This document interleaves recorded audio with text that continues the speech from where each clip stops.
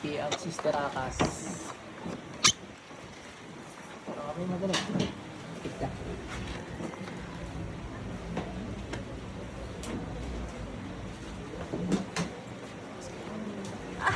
Iiwan nyo to ha. Tanggalin mo ginawa mo dyan, bilis. Bilis, gamitin mo. Alis ang ginawa dyan. Kidlat. Alisin nyo muna ginawa niya bago nilisan. Bilis, gamitin nyo to. Alisin nyo ginawa nyo. Sibat. Mga sa ati eh.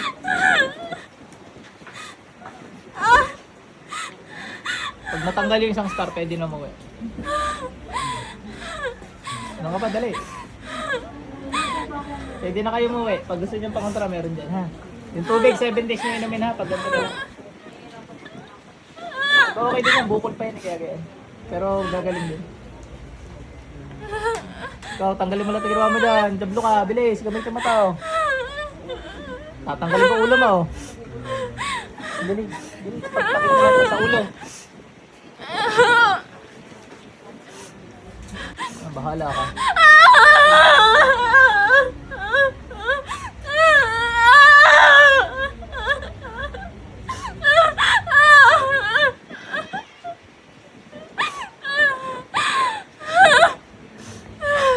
Bilis, tanggalin mo lang yan.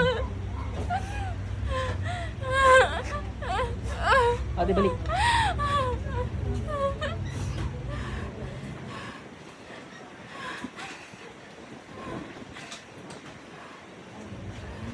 Nasaan tubig mo? Ano pa tubig?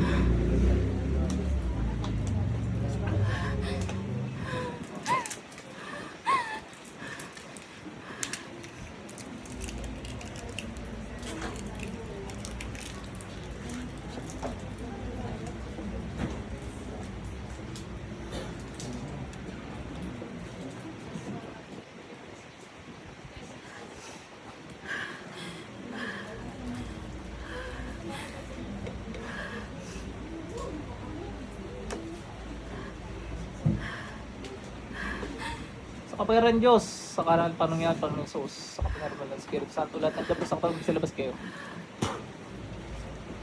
Yan naman tubig natin.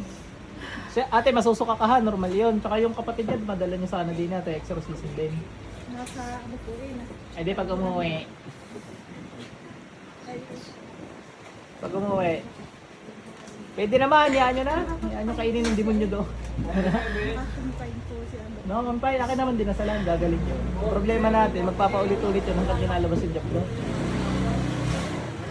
Ano ning, kumusta pakaramdam mo? Gumaan o ano? May Diablo ka sa katawan, ilalabas mo iyon. Napapanaginipan mo, mga nakaitim, di pa? Susunod yan sa panaginip na, dadalawin ka rin ng mga yan. Mag-okay ka na, basta ubusin mo yung tubig na yan, pwede ka na umuwi. Ako, di naman sa iyo eh.